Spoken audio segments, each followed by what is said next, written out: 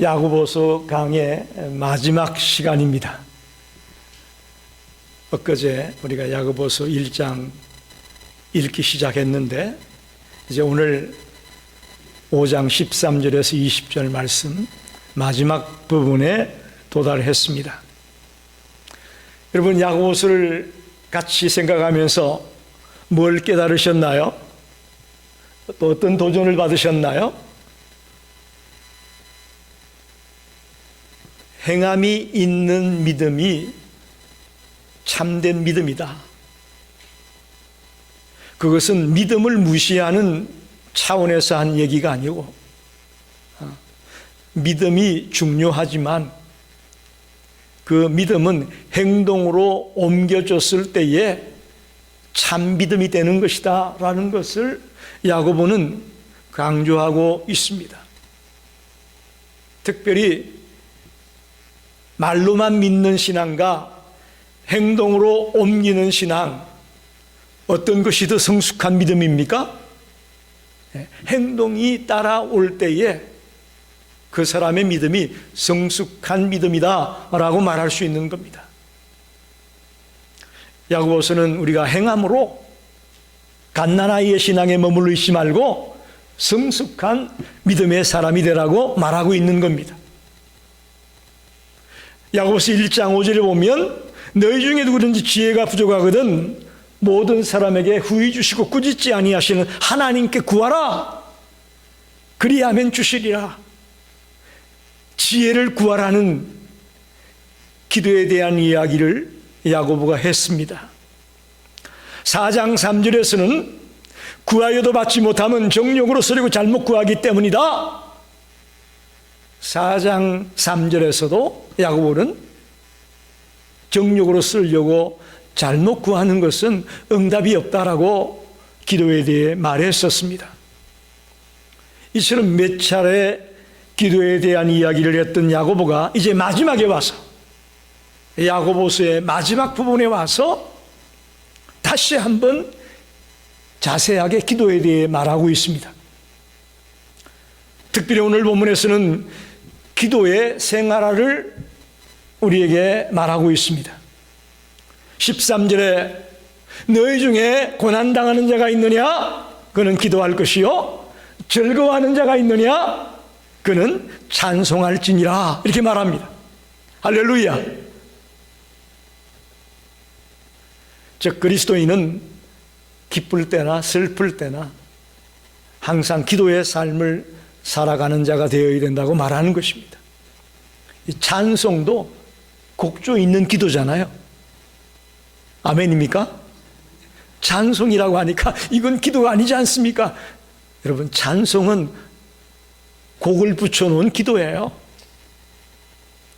시편이 많은 복음성가로 다양한 찬송가로 바뀌어졌는데 시편이 다윗의 기도거든요. 믿음의 선배들의 기도가 곡을 붙였더니 아름다운 찬양이 된 거죠. 그렇게 볼 때에 고난당할 때도 기도하고 기쁠 때도 즐거울 때도 찬송하라는 말은 곡조 있는 기도를 하라는 거니까 매일매일 우리의 삶이 기도의 삶이 되어야 된다고 말하고 싶은 겁니다. 근데 우리는 고난당하면 어떻게 합니까? 고난당하면 걱정부터 하게 되죠. 그리고 복수를 생각합니다. 또 분노하게 되고 불평이 나가게 되고 그런 것들이 대부분의 사람들의 모습입니다. 오늘부터 우리 그거 바꿉시다. 고난당할 때에 걱정부터 하고 분을 품고 불평하고 그러지 말고 야고보가 말한 것처럼 무릎 꿇고 기도하는 그런 기도를 생활하게 되길 바랍니다. 즐거울 때 찬송하라. 그렇죠. 우리가 살아가는데 계속 고난만 있고 계속 슬픔만 있으면 어떻게 살겠어요? 하나님은 기쁜 일도 줍니다. 즐거운 일도 줍니다. 그럴 때에도 기도하세요. 할렐루야. 우리는 즐거울 때는 그냥 그 즐거움에 취해가지고 내 마음대로 내 기분대로 행동을 하기 쉬운데 그때 우리가 먼저 기도하며 찬양하며 감사하며 나아가는 자가 되는 것이라고 야고보가 말하고 있는 겁니다.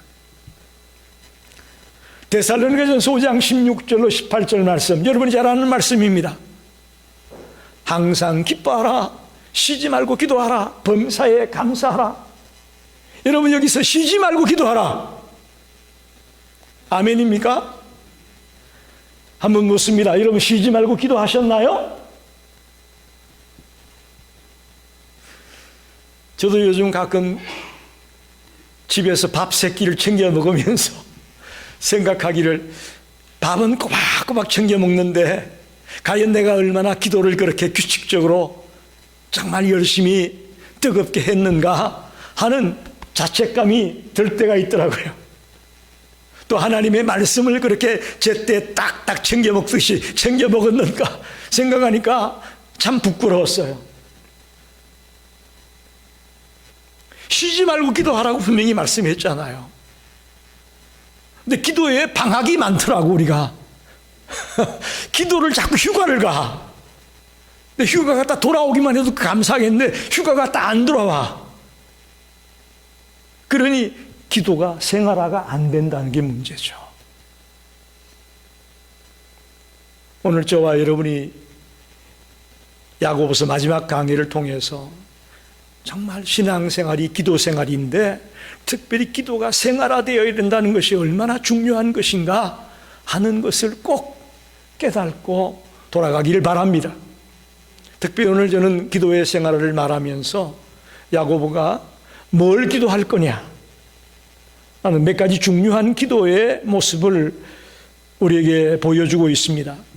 첫째는 치유를 위해서 기도하라. 즉 병자들을 위해 기도하라.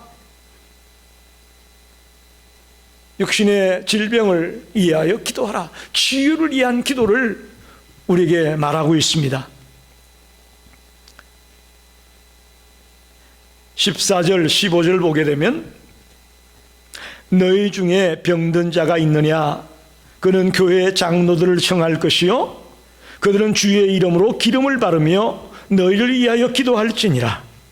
믿음의 기도는 병든 자를 구원하리니 주께서 그를 일으키시리라. 혹시 죄를 범하였을지라도 사하심을 받으리라. 할렐루야.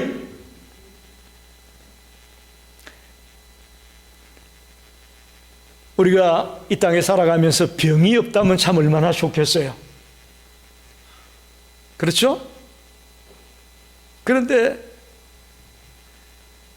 우리가 기계를 사용하다 보면 시간이 지나가면서 기계에도 말썽이 생기죠.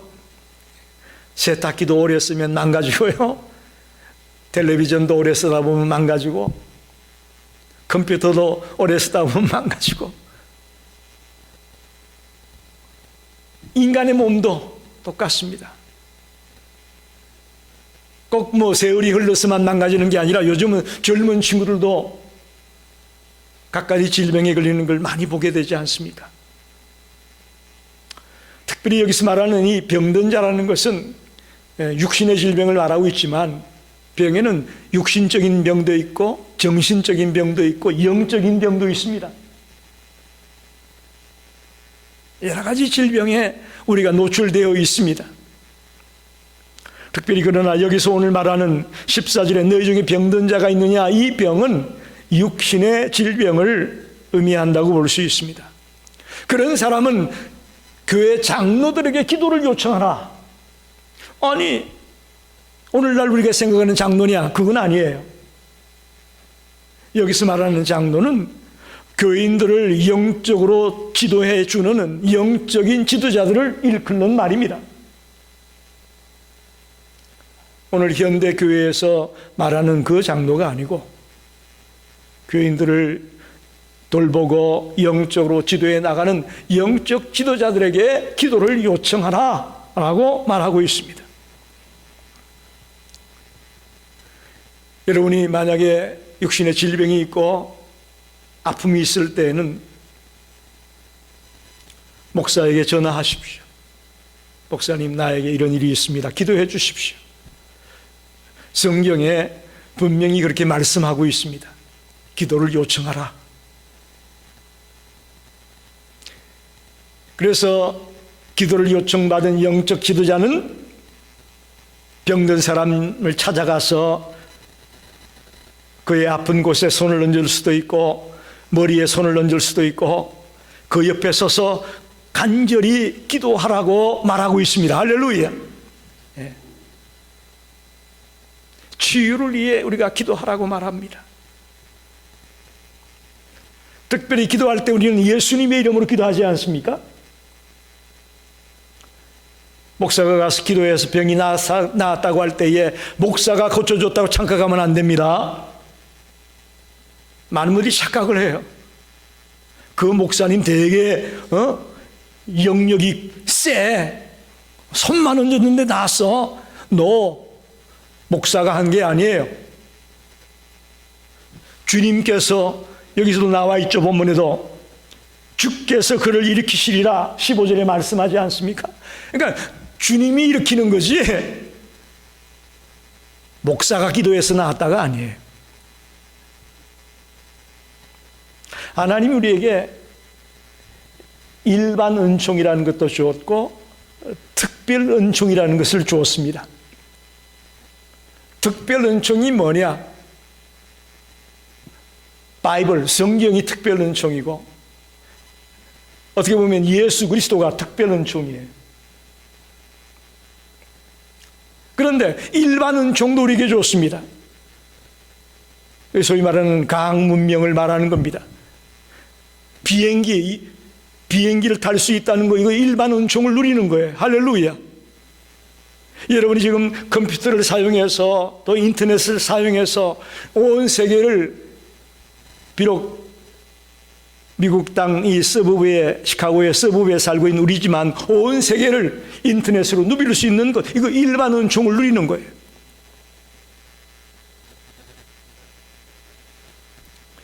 여기 기름을 바르며 기도하라고 말하고 있죠. 주의 이름으로 기름을 바르며 그를 위하여 기도하라.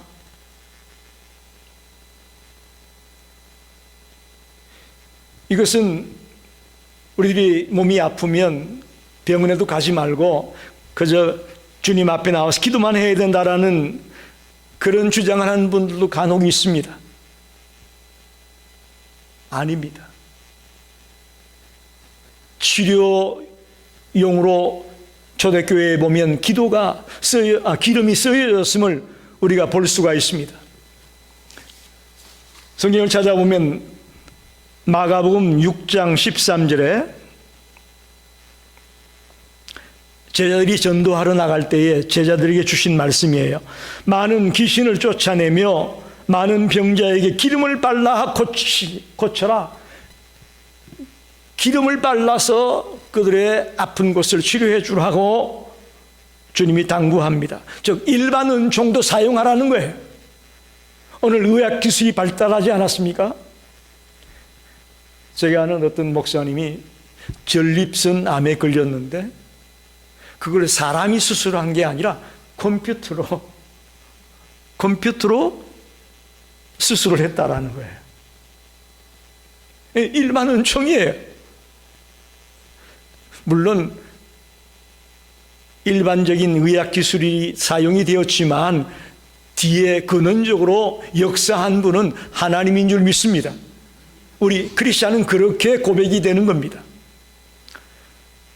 또한 누가복음 10장 34절 선한 사마리아인 비유에 나오는 얘기인데 사마리아인이 그 강도 만난 자를 어떻게 하느냐 34절에 기름과 포도주를 그 상처에 붓고 싸매고 주막으로 데리고 갔다.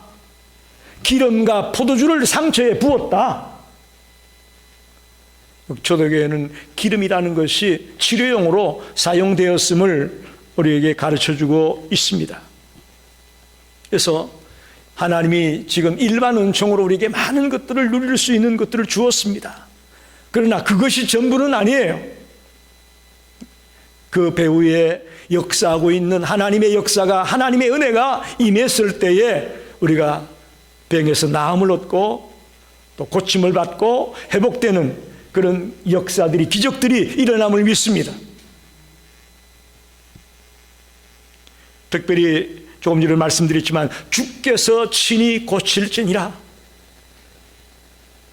기도를 해달라고 요청받은 교회의 영적인 지도자가 고쳤다가 아니에요.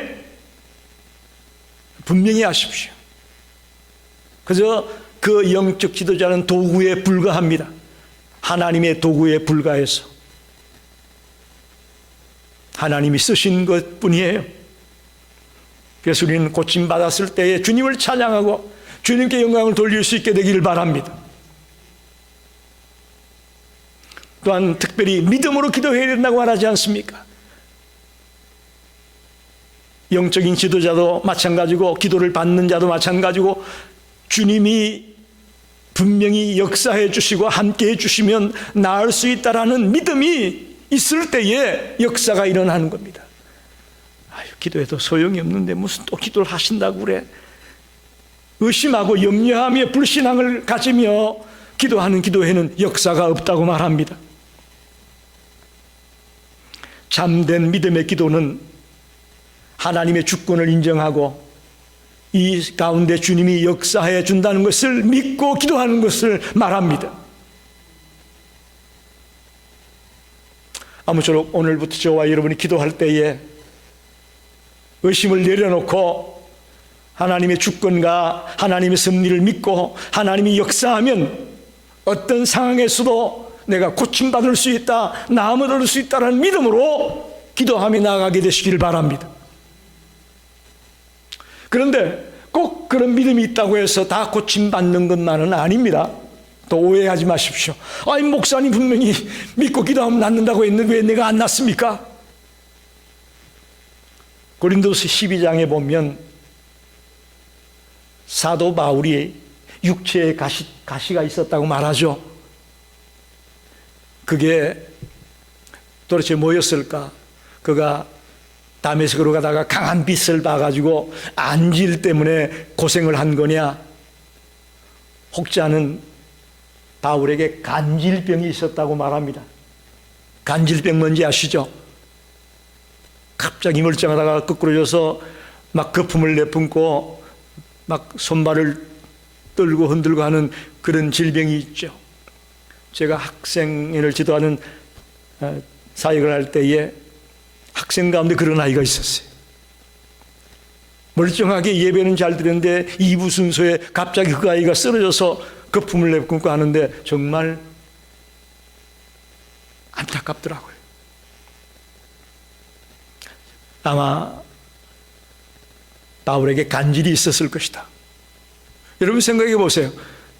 바울이 복음을 전하다가 만약에 간질로 그렇게 쓰러졌다고 하면 어떻게 되겠어요? 이건 정말 심각한 일 아니겠어요? 그래서 바울이 간절히 3번씩이나 이 육체의 가시를 놓고 기도했다고 되어 있습니다. 근데 하나님 고쳐주셨나요?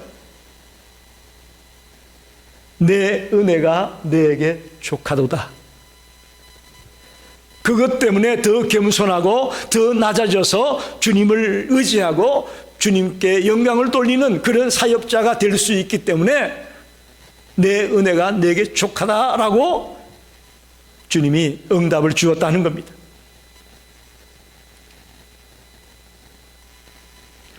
여러분, 이렇게 병든 자는 교회 영적인 지도자를 초대해서 같이 기도하고 기름을 바르면서 기도하는데 특별히 믿음의 기도를 드리며 주께서 낫게 해 주실 것이라는, 주께서 고쳐 주실 것이라는 그런 확신과 믿음을 가지고 기도해 나갈 것을 부탁합니다. 그런데 여기 특이한 것은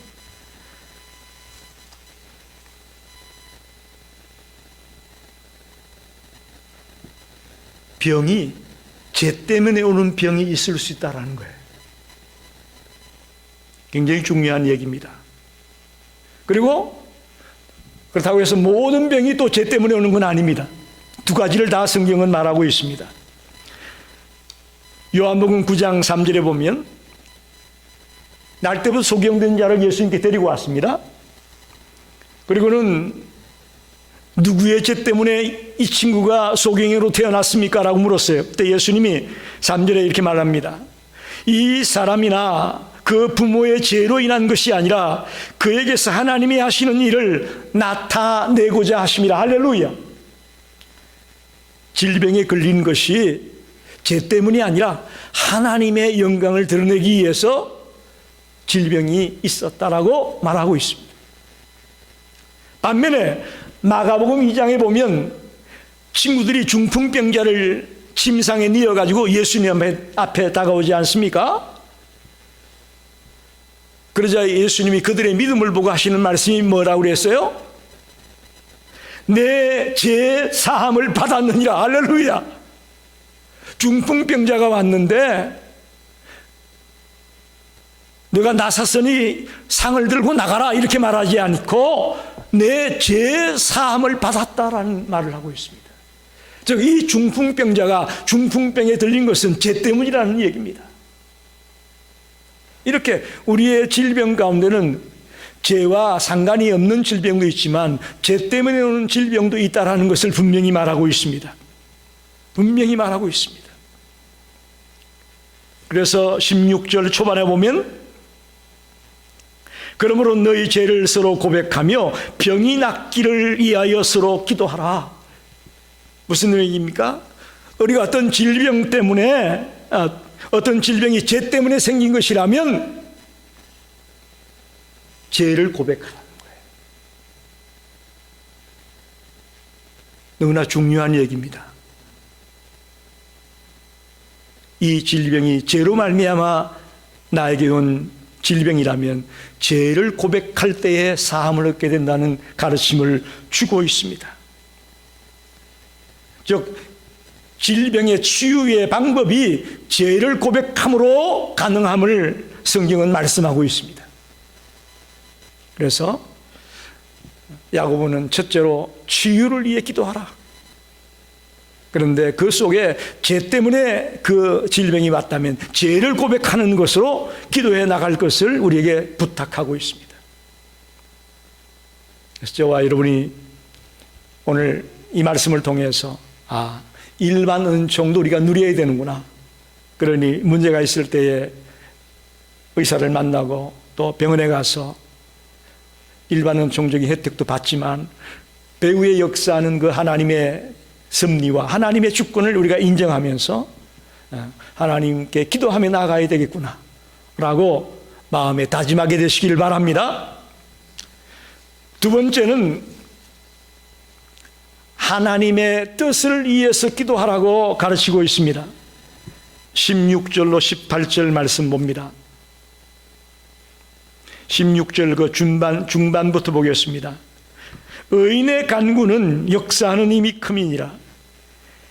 엘리야는 우리와 성정이 같은 사람이로되 그가 비가 오지 않기를 간절히 기도한 적 3년 6개월 동안 땅에 비가 오지 아니하고 다시 기도하니 하늘이 비를 주고 땅이 열매를 맺었느니라.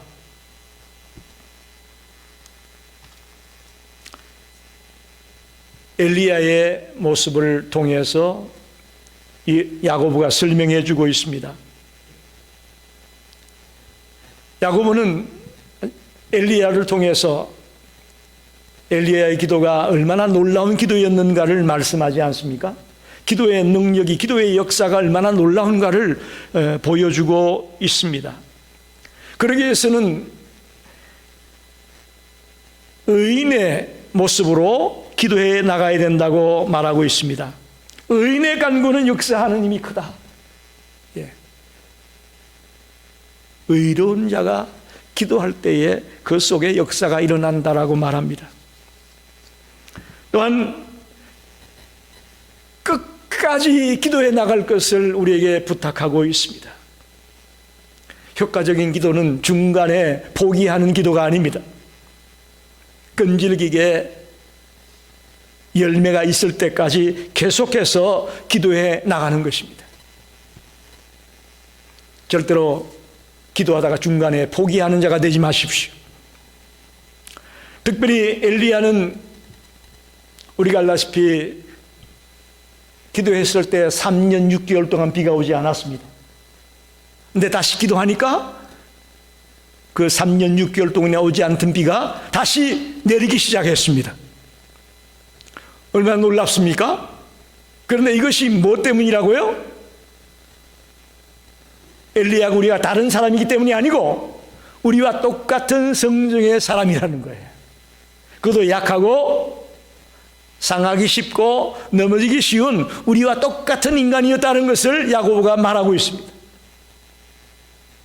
그런데 그가 기도하자 비가 멈췄고 흉년이 들었고 또 그가 기도하자 다시 비가 내리기 시작을 했다라는 것을 말하고 있습니다. 이건 뭐냐? 엘리야가 하나님의 뜻을 알고 있었기 때문에 가능했다라는 겁니다. 그래서 그는 비가 내리지 않기를 기도하는 것도 하나님의 뜻을 따라 기도한 것이고 3년 6개월 뒤에 다시 비가 내리기를 기도하는 것도 하나님의 뜻을 따라 그때 비가 와 달라고 외쳤던 것이고 이렇게 하나님의 뜻을 따라 기도하는 것이 매우 중요함을 우리에게 보여주고 있습니다. 근데 우리들의 기도를 가만히 보면 하나님의 뜻을 추구하는 기도보다는 내 욕심이나 내 뜻을 설득시키려고 하는 그런 기도가 참 많습니다. 어떻습니까, 여러분? 그렇죠? 이제 오늘 이 말씀을 통해서 엘리야는 자기 뜻을 이루고 자기 계획을 이루기 위한 기도가 아니라 하나님의 뜻을 따라 하나님의 뜻대로 일이 진행되기를 위해 기도했던 인물이 엘리야였구나. 그러니 나도 이제부터는 하나님의 뜻을 이루기 위해서 그걸 추구하고 그걸 먼저 기도하는 자가 되어야 되겠구나 하고 마음에 다짐하게 되기를 바랍니다. 요한일서 5장 14절로 15절에 이렇게 말합니다. 그를 향하여 우리가 가진 바 담대함이 이것이니 그의 뜻대로 무엇을 구하면 들으심이라. 그의 뜻대로 구하면 들어주신답니다. 할렐루야. 하나님의 뜻대로 구할 때에 들어준다는 말씀합니다. 우리가 무엇이든지 구하는 바를 들으시는 줄을 안적 우리가 그에게 구한 그것을 얻은 줄을 또한 안다. 우리가 하나님의 뜻대로 구하면 분명히 들으십니다. 그러니 분명히 들으시고 응답해 주실 것을 믿고 나아갈 수 있게 되기를 바랍니다. 하나님 우리를 사랑하십니까? 사랑하지 않습니까? 사랑합니다. 보통 사랑하는 게 아닙니다. 자기 아들을 내어줄 만큼 사랑하십니다. 할렐루야. 이래도 아멘이 없나요?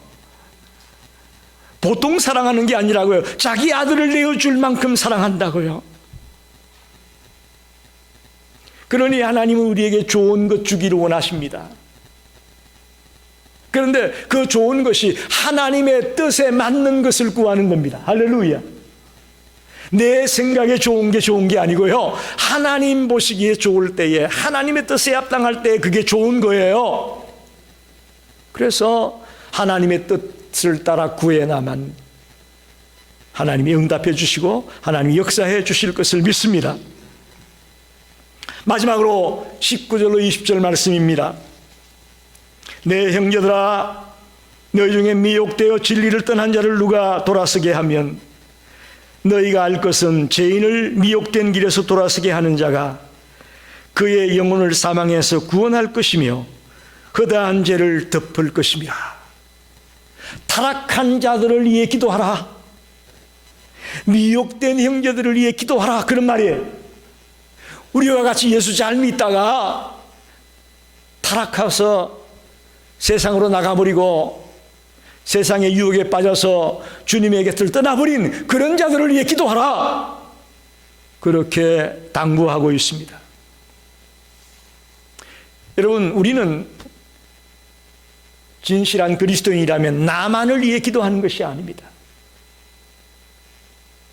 우리 주변에 있는 형제 자매들을 위해서 기도해 나가야 됩니다. 특별히 우리는 주님 안에서 한 몸이요 한 지체라고 말합니다. 우리는 한 몸입니다. 한 지체입니다. 권사님의 아픔이 나의 아픔이고, 여러분이 성공하고 승리했다면 그게 나의 기쁨이고, 할렐루야. 우리는 한 몸이고 한 지체라는 것을 성경이 분명히 말씀하고 있잖아요. 그런데 한 몸이었던, 한 지체였던 성도가 미혹되어서 세상으로 나가버렸다. 그 사람을 그냥 방치한다. 이게 있을 수 없다는 거죠. 기도하라는 거죠. 그 형제가 돌아오기를, 그 영혼이 돌아오기를 기도하라고 말하는 거죠. 여러분, 우리가 이 기도를 소홀히 했습니다. 사실은 뭐 때가 되면 돌아오겠지, 뭐 신앙은 자기 문제니까 그 사람이 스스로 해결해야 돼, 돌아올 수 있지 않겠나, 이런 생각을 가지고 그들을 위해 간절히 기도하지 못했을 때가 있을 겁니다. 어떻게 보면 이 미혹된 자를 위해 기도하라는 것은 영적인 병든 자를 위해 기도하라는 겁니다. 아까번에 이야기는 육신의 병든 자를 위해 기도했다면, 이 마지막 19절 20절에 나오는 기도는 영적인 병이 걸린 사람들을 위해 기도하라는 거예요. 그게 소위 말하는, 우리 크리스찬이 말할 수 있는 타락한 자, 미혹된 형제들, 그렇게 표현하고 있죠. 여러분, 그들이 돌아오기를 위해 우리는 기도해야 됩니다. 특별히 하나님의 말씀에서 떠나고 크리스찬의 삶에서 완전히 떠나버린 그런 우리의 형제들이 있다면 그들을 위해서 눈물로 기도하고 또 그들을 사랑으로 깨안아주고 품어주고, 그래서 그 사람들이 정말 회개하며 돌아올 수 있도록 이끌어주는 역할이 우리에게 있음을 믿습니다. 죄를 짓고 넘어진 사람들을 교화시켜서 돌아오게 하는 사명이 있다는 것을 야고보는 강조하고 있습니다. 타락한 자, 미혹된 형제들을 위하여서 기도가 필요합니다.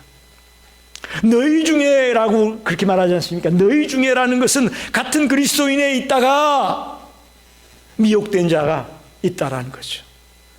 같이 예수를 믿다가 세상으로 빠진 사람이 있다라는 거죠. 그리스도인이었다가 그리스도인임을 자처했다가 한순간에 세상으로 빠져버린 이웃들이 있다라는 거죠. 그 사람들이 하나님의 집으로 다시 돌아올 수 있도록 그들을 이끌어주고 그들을 위해 기도하는 성도가 되기를 바랍니다. 그럼 어떻게 그 사람들을 돌아오게 할 거냐? 그 방법을 성경이 말하지는 않습니다. 그런데 그런 사람들을 위해 기도하라고 말합니다. 그 사람들이 회개하고 돌아올수록 기도하고, 요한복음 13장 34절 35절에 이렇게 말합니다. 새 계명을 너에게 주노니 서로 사랑하라. 내가 너희를 사랑한 것 같이 너희도 서로 사랑하라. 너희가 서로 사랑하면 이로써 모든 사람이 너희가 내 제자인 줄 알리라. 도와주고 격려하고 사랑하면서 그들이 돌아올 수 있기를 기도하는 자가 되기를 바랍니다. 구체적으로 첫째 뭐라고 둘째 뭐라고 라고 말하진 않지만 기도하고 사랑해주고 격려해주고 깨어나줄 때에 미혹된 형제들이 돌아올 수 있다라고 말하는 것으로 들립니다. 아무쪼록 오늘 세 가지 기도의 모습을 말씀드렸습니다. 병자들을 위해 기도하라. 교회 장로를 초청해서 교회 영적인 지도를 초청해서 기도하고 기름을 바르면서 기도해라. 근데 누가 고치느냐? 영적 지도자가 고치는 게 아니라 주께서 친히 고쳐주신다. 할렐루야. 근데 죄 때문에 오는 병이 있고 죄와는 상관없이 오는 병이 있다라고 말합니다. 만약에 내게인 질병이 죄 때문이라면 그 죄를 주님 앞에 고백하며 내어놓을 때에 병이 고침받는다는 것을 분명히 가르치고 있습니다. 여러분, 일반 은총도 주님이 주신 겁니다. 할렐루야. 예, 일반 은총도 여러분 누리셔야 됩니다. 그래서 아파도 나는 병원에 안 가, 기도할 거야. 물론 좋습니다. 그러나 하나님이 의사도 만들었고 하나님이 갖가지 의학 기술도 만들어 놓고 하나님이 주신 겁니다. 그래서 치료를 받으면서 기도하는 것 매우 중요합니다. 하나님의 뜻을 위해 기도하라. 엘리야가 왜 대단한 기도의 사람이 됐느냐? 그는 하나님의 뜻을 알았기 때문에 가능했습니다. 우리가 하나님의 뜻을 이해해서 기도해 나가는 자가 되어야 됩니다. 미혹된 형제들, 예수 믿다가 떨어져 나간 형제들, 타락한 형제들, 그들도 우리의 기도의 대상입니다.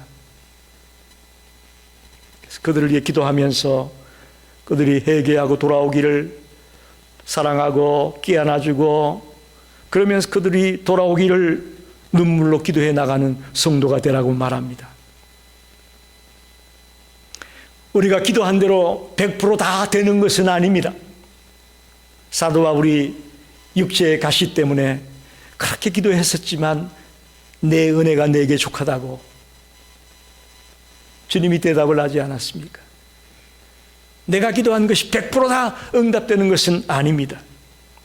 그러나 우리의 기도가 결코 헛되이 낭비되는 기도는 아닙니다. 할렐루야. 하나님은 우리의 기도를 낱낱이 듣고 있음을 믿습니다. 아무런 응답이 없다고 하나님이 내 기도를 안 드시는가 봐. 아니에요. 하나님은 다 듣고 계십니다. 우리의 기도는 결단코 땅에 떨어지지 않습니다. 하나님은 듣고 계시고 하나님의 방법대로, 하나님의 뜻대로 지금도 역사하고 있음을 믿습니다. 여러분, 야고보서 강의를 마칩니다. 우리의 믿음이 입술로만 믿습니다, 믿습니다 하는 그 믿음이 되어서는 안 됩니다.